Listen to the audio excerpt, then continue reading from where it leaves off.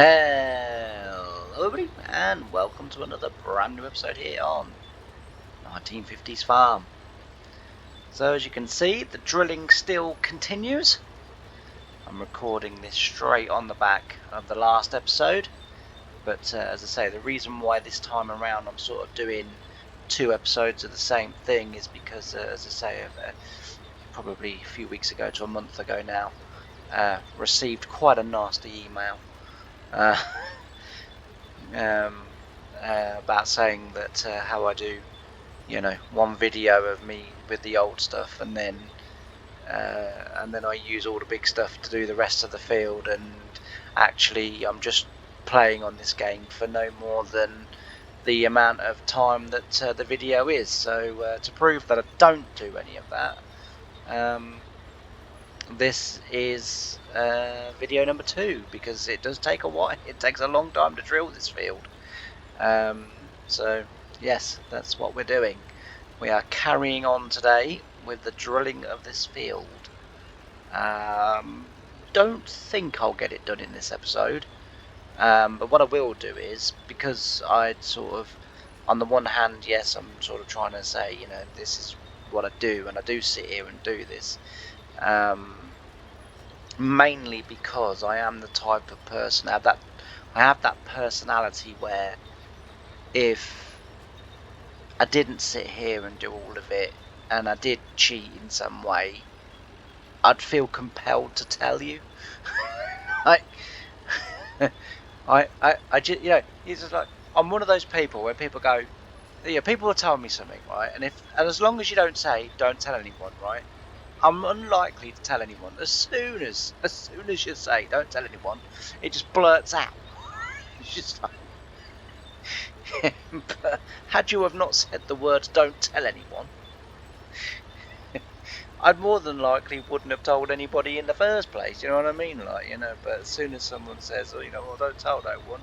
Next time we're sort of talking, the subject comes up, and I go, "Oh, so and so said this," and then I'm thinking, "Damn it, I shouldn't have said anything." So I wouldn't get away with it, just because of sort of what I am. I mean, many, I told a story a few weeks ago about. I think the video was titled sort of what happens on tour stays on tour, or something like that, and it was about when me and a colleague we drove up to Manchester in 2 fast tracks, and we were delivering wheat to the port of Manchester, along with lorries, our lorries that we had, our 2 lorries, and that night he got a bit friendly with someone, and I too got a bit friendly with someone, and of course I had a girlfriend at the time, and just told her straight away. I just couldn't, I'm just not one of these people that can keep. I had to tell her, and and got the surprise of my life when I did tell her, because she was like, "Oh, don't worry, I've already done that." I was like, oh, okay.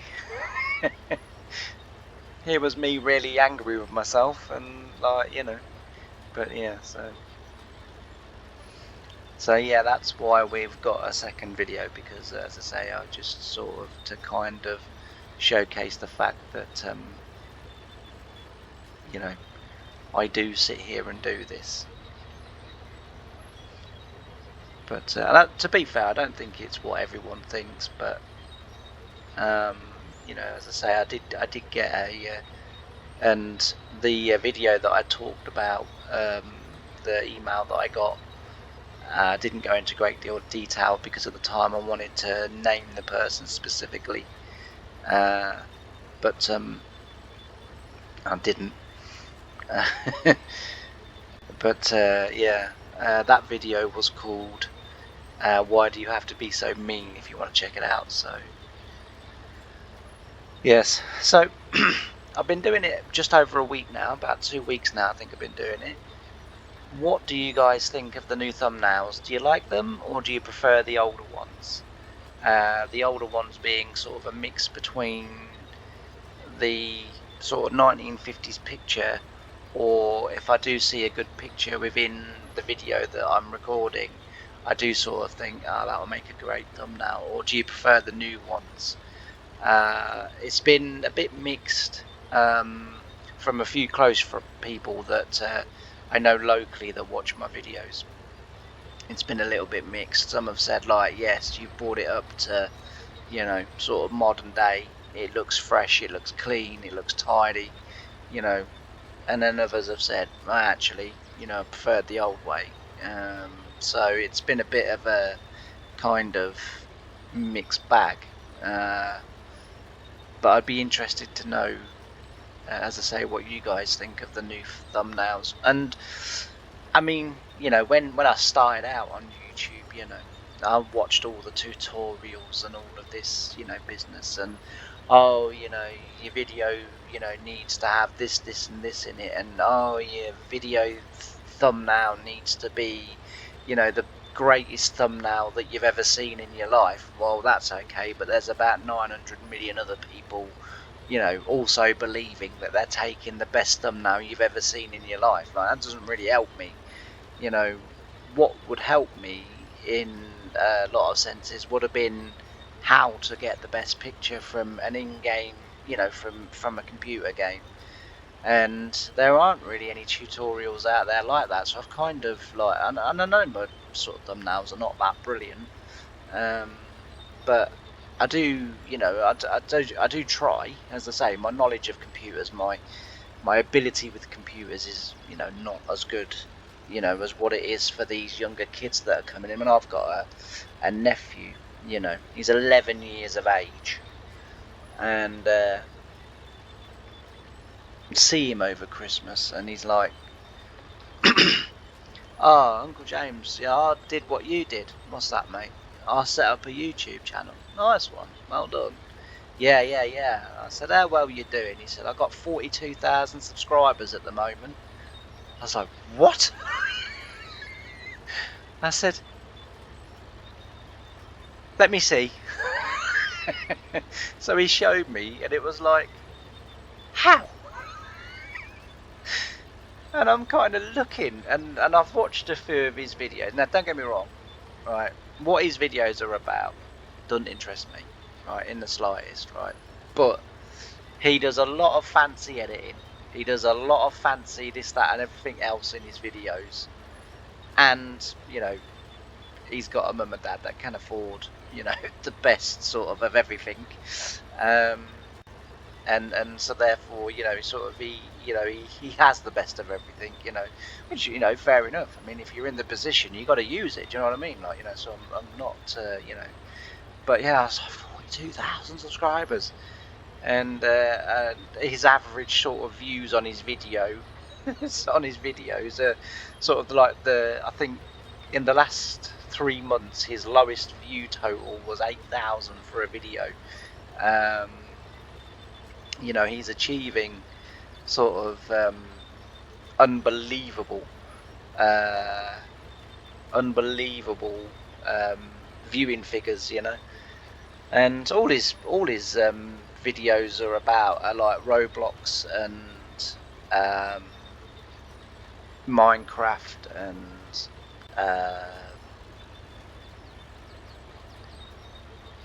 I can't remember. Minecraft, Roblox, Pokemon, maybe? I don't know, but it's something along those lines. And it was like, crikey. Crikey, O'Reilly. It's just insane. You know, I said to him, I said, when did you set your YouTube channel up? He's like, oh, in the 6 weeks holidays. So in the space of like sort of what, 4 months, he's or 5 months probably, 42,000 subscribers. I'm like, I said to him, I said, oh, you'll have to start doing my editing for me. And he went, no, I don't think so. He said, you're on your own on that one. I said, well, you could at least show me how to do some fancy editing. And he was like, he goes, no, I ain't got the time, to be fair. He said, I've got too many fans to look after. Okay. I said to him, I said, what are you going to do when you leave school? He said, the day I leave school. I said, yeah. He said, it's the day I retire. I was like, oh, okay. I said to him, I said, are you earning like from? He said, yeah, yeah. He said, I'm fully monetized. I'm all of that business. He said, you don't want to worry about that. He said, I've got like sort of 1.7 million followers on TikTok, and you know, it's like, okay, fair enough. I'll leave it with you. Honestly, these kids, unbelievable. But good luck to them, you know. Good luck to them. Any kid that wants to do it, you know. I don't just say that just because he's my nephew. You know, any kid that wants to do it, like, you know, good luck to them. Like, and of course, you know, computers is a massive part of school now, so they're learning, you know, much more stuff. I mean, you know, when I was at school, you know, computers was, what can I say? It was taught, but after year 9, you know, sort of, you know, from year 9 onwards, it wasn't taught anymore unless you chose it as a GCSE, which I didn't. Because at the time, well, at the time I just thought I'd be working on a farm for the whole of my life, if I'm honest with you, and I sort of just chose subjects really at random. Maths obviously got dyscalculated, so I don't get maths at all. English very good at, so obviously, you know, in English you have to do anyway, so that was, you know, that was okay. But maths you have to do, science I think you had to do. But then I chose like history, geography, and you know, sort of just basically biology. I was quite interested in the human body, or anatomy, and you know the word I'm trying to say. Um, but yeah, I literally just wanted to get from sort of year 9 to year 11 as quickly as possible, get left and get working on a farm. It didn't work out like that for you know, several reasons. One is that the health and safety laws were changing rapidly. You know, farmers could no longer employ kids without taking, you know, sort of massive health and safety sort of step ups and stuff like that. And you know, yes, a lot of common sense can be applied to farming, of course it can, but health and safety from, say, like a supermarket doesn't work on a farm. You know, the machinery is dangerous. You know, the machinery is powerful, it's strong, you know, it's unforgiving if you get it wrong. You know, there's no, you know, in terms of sort of like if you get it really wrong, there's no second chances. And a lot of farms just went away from, you know, sort of taking kids on for that were leaving school, and you know, basically go, oh, you haven't got enough experience, we're looking for someone with experience. You know, well, yeah, but if you don't give, even if you don't give me a chance, I can't get the experience. You know, this isn't going to work, because eventually, and I used to say this to farms, I used to say, like, you know, whilst on the one hand I understand what you're telling me, on the other hand, you're going to run out of workers in about 30 years' time. And they sort of said, what do you mean we're going to run out? I said, well, because the the army of farm workers that you've got employed at the moment are all going to retire. And if you ain't willing to give no kids coming up the chance to get into farming and learn the practices, I said, then you aren't going to have any staff. And they were like, well, yeah, but by then we'll just be employing foreign people for the seasons that we need them. And I was like, but that's ridiculous. And they was like, no, that's good business sense.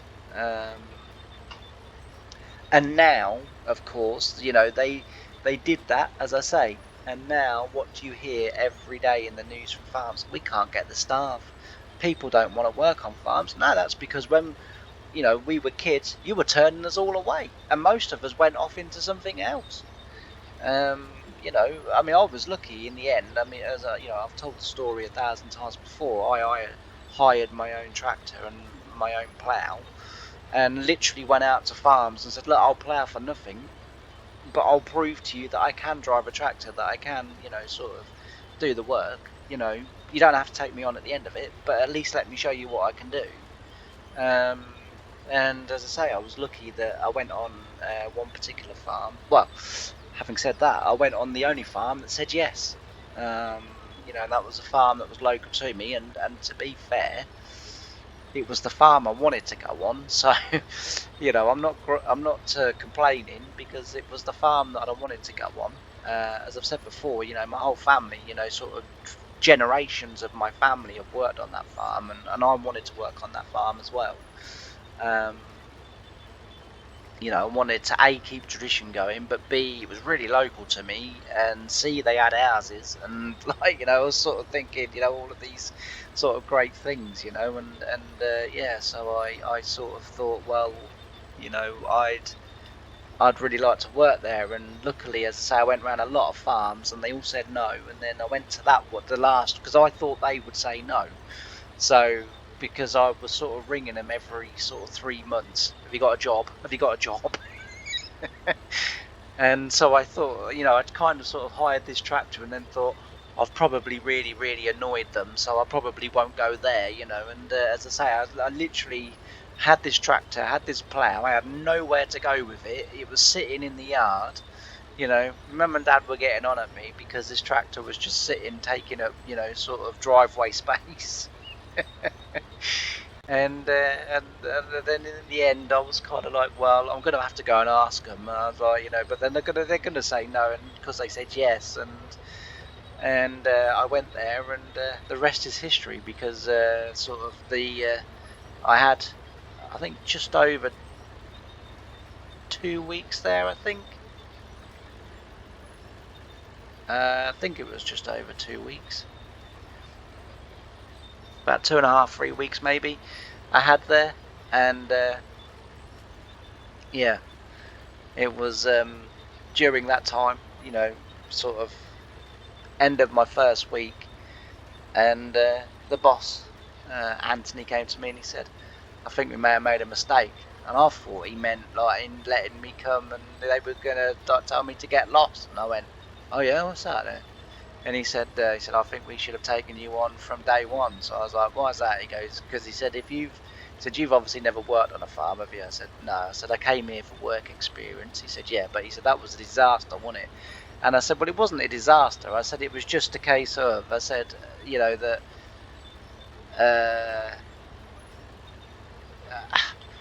I went from a class of sort of, 38 people to sitting in a very small cab by myself. I said, it was a bit of a culture shock. I said, and I needed a little time to get used to that. I said, I needed a little bit of time to kind of, I said, sort of get my head around that. That I went from a classroom where you could never find peace and quiet to sitting somewhere where you just wanted a bit of noise other than the engine. I said a radio would have been nice. I said, if I'd have had a radio, I think I'd have been fine. I said, because I could just sit and listen to me music. I said, but I didn't even have that, because I was in an old David Brown rolling. I've told the story again in a previous video, but yeah, so I went there. But anyway, I've rabbited on for far too long, so what I'm going to do is I'm going to switch over to a bit of time lapse, and we'll see if we can get this field drilled. So I'll see you in a little while. Bye for now.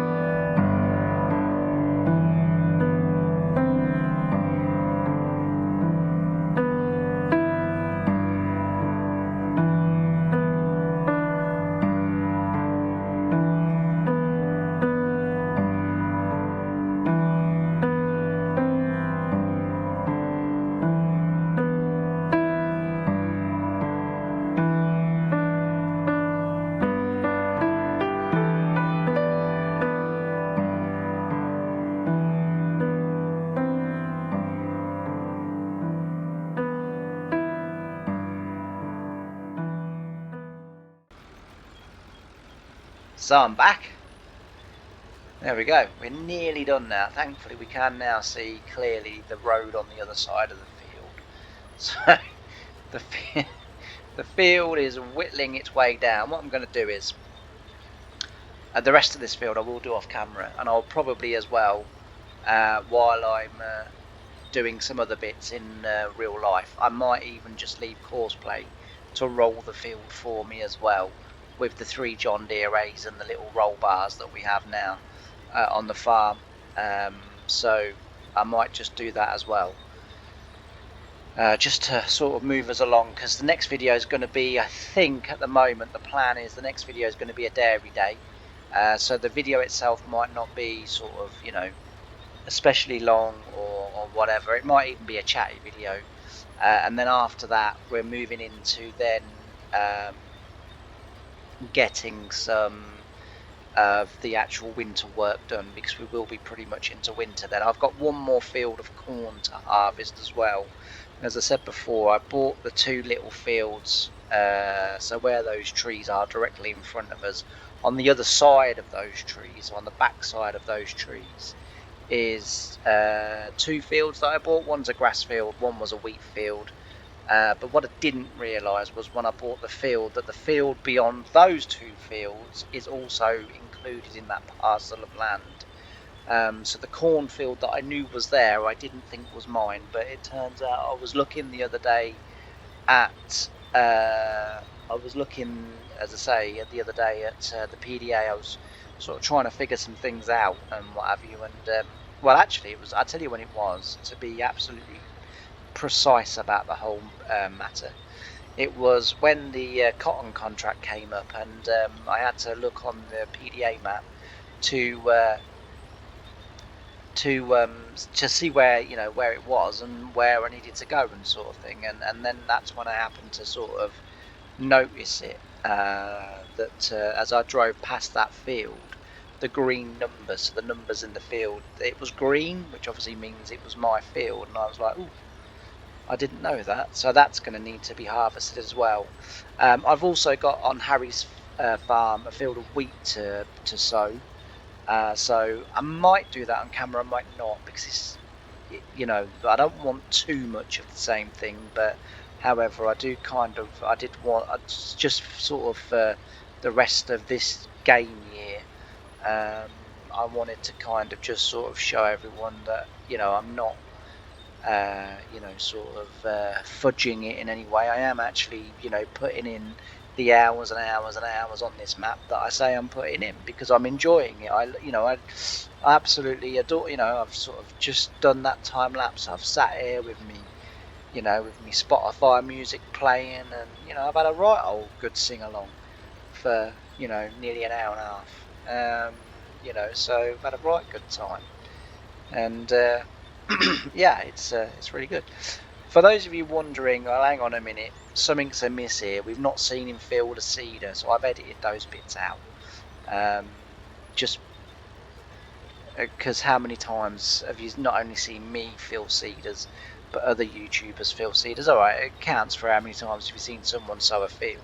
I get that, but you know, I just kind of figured that you probably didn't want to see me at, you know, sort of 6 miles an hour trundle all the way back over to the farm to load up with seed again. So I did cut those out, but hopefully I'm sort of learning and practicing. So I told you a little bit about my nephew in the first half of the video, where there's 1 or 2 little things where he's gone like, you know, you do know, don't you, that, you know, you can cut that out and make it look like you haven't stopped. And I was like, oh really? And he was like, yeah, this is how you do it. So he's sort of shown me 1 or 2 little bits, and also as well, my other brother, his daughter, some, like my niece basically, she's also sort of explained 1 or 2 little bits as well, and says, oh, well, actually, if you try doing this now, she's at university at the moment, but she does also dabble in the old YouTube and TikTok a little bit, and she said, well, you could do this, and you know, you'll find a big difference in that. So between the 2 of them, I'm sort of learning a little bit. To be fair, that So that niece has also kind of said to me, she goes, "Oh, you don't want to buy a pre-built brand new PC, Uncle James?" I was like, "Well, I do." I said, "Because I know what I'm getting." "Oh, no, no, no, no," she said. "When you're ready to spend the money," she said, you tell me," she said, "and we'll sit down," she said, "we'll buy all the parts that you'll need." I was like, "Right." She goes, "And then my boyfriend will build it for you." And I was like, I'm like, "Yeah, in principle it sounds fantastic." She goes, "Honestly," she said, "my gaming PC," she said, "like I play Halo and everything like that." She said, "Play it all on ultra settings." She said, "That PC cost me like 800 quid." And I was like, "Well, that is a lot cheaper than my 3,000 that I'm looking at." Do you know what I mean? Like, so I was like, So I don't know what to do. But for now, I'm sticking with the idea of I'm buying a PC. But she may well be able to. She may well be able to tempt me, so I don't know. But anyway, we'll wait and see on that one. But yeah, so for the rest of the day, it's New Year's Eve. I'm just gonna get myself a J2O, sit down with my music, drill this field, and like I say, I've got some other stuff that I need to do in real life. And I think while that's happening, I'll get Courseplay to roll this field for me, because that's usually what I tend to do. So when I sit down and sort of do other, other things that I need to like write in or whatever I'm doing, or whatever. Because I sort of just very briefly, because people really don't give a monkeys, but so I'm in a few years ago, I've told you before, I did a university course in a creative writing one, but it was a bit more than just sort of kind of enthusiasts that every now and again wrote a story. We're kind of, the way the tutor described it was, we were like the sort of just below the publishing threshold of the sort of standard and talent that was needed to do it. And so the people that I know from that, we kind of sort of all roughly sort of in a roundabout way stayed in touch. And we're working on something. It's been an idea of ours for a long time, and we're working on something. And so I'm sort of working on my own personal thing as well. In terms of sort of trying to get a story published. So when I'm not, sort of playing farming sim, which isn't often, to be fair. But I do spend, because they've all got proper jobs, so it's kind of, we meet up usually once a week, but sometimes twice a week. And today is we go on this forum thing that they set up, and it's like a video thing. I don't understand it. I just know how to get on there and kind of join in. But yeah, we go on there and we sort of share ideas, and then we sort of write. And so today, for instance, one of them might say, right, today's exercise is we're going to write about this, and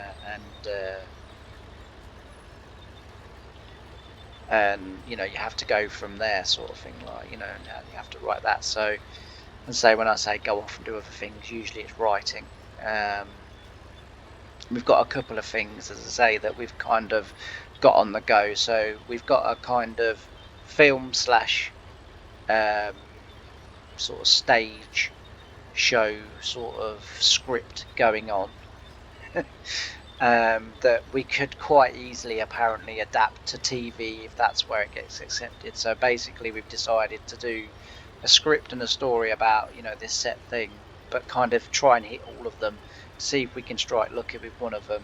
As I say, I've got like sort of my own novel that I've been working on for a couple of years now, that is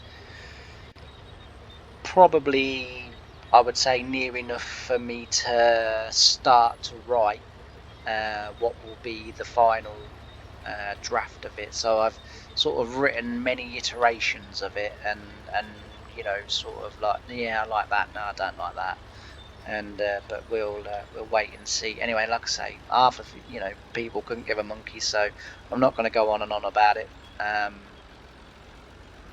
But yeah, so as I say, for the rest of today, I can now see the brown of where I've drilled the headland, so that's fantastic news. So for the rest of today, with my J2O and my Spotify music, I'm going to sit down and I'm going to drill the rest of this field. Next time when we come back, we're going to be in the dairy, we're going to be moving poo, and we're going to be feeding the animals and doing all the things we need to do, and there might even be a few other little odd jobs around that we need to get done as well. If there is time permitting, I might even drill one at the Harry's field of wheat that we're going to drill down there. So we will wait and see. But anyway, thanks ever so much for joining me on this episode. I've really enjoyed having your company. And as I always say, and I do mean it, I really do appreciate every single view that I get, every single subscriber that I get, every comment that I get. It means the world to me, because it means that somewhere, somewhere out there, people do appreciate, the content that I put out, and honestly, there's no better feeling. So thanks ever so much. If you haven't done already, please don't forget to like, comment, and subscribe. It really does help my channel. It really does help me. And all that's left for me to say is thanks ever so much for joining me. I can't wait to see you on the next episode. Bye for now.